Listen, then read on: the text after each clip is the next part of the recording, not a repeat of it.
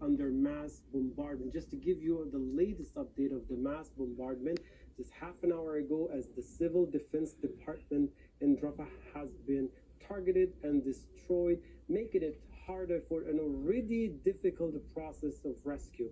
As the scene from the Rafah crossing, 16 of the trucks filled with humanitarian aid made it to the Palestinian side. We're talking about 300 meters away from the Egyptian gate to the Palestinian side. There are 4 more trucks are waiting for entrance to the Gaza Strip.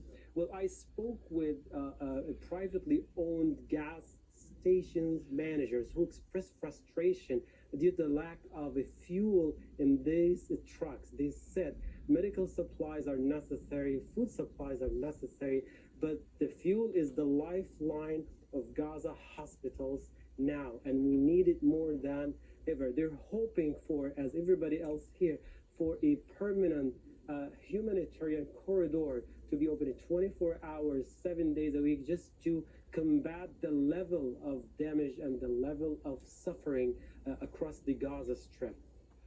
And Hani, you touched on it there before, but as we've been speaking, we've seen another number of huge explosions in Gaza. Can you just run us through exactly what has been going on with this constant bombardment from Israeli forces?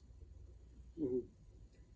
Yes, well, the majority of the bombardment, other than the one that took place half an hour ago in Rafah, is concentrated in the middle areas of Gaza Strip and Gaza City and the northern part. Unfortunately, after 15 days of mass carpet bombardment of these areas, they are still targeting, and particularly targeting residential homes with people inside of these homes, those people who could not evacuate and could not find a place, a safe place in the southern part of Gaza. And that sense of lack of security that has been smashed right after the bombing of the Al-Ahli hospital, the ongoing warning of Al-Quds hospital in Gaza City, and the ongoing warnings of 5 UNRWA schools of being targeted. So there is a sense of fear, frustration, but on top of that, there's a sense of chaos going on.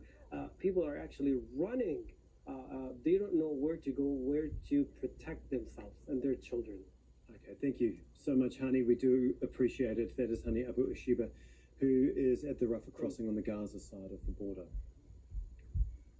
Well, Marwan Jalani is the director of the Palestine Red Crescent Society. He is in Cairo and with us live. Thank you very much, sir, for joining us on Al Jazeera.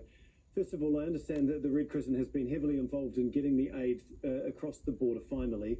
Can you just explain how difficult that process has been? Thank you very much. It's been very difficult. It's been uncertain until very late hours last night. We've been coordinating with the Egyptian authorities together with the Egyptian Red Crescent. But we, on our part, we have been preparing for days to set up the logistics from the Gaza side. So we have been on standby for the last couple of days where we were guessing where it's going to come from.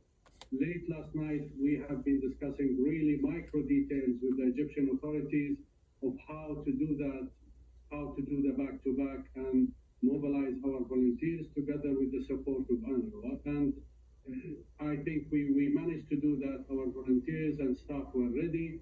The UNRWA trucks were ready.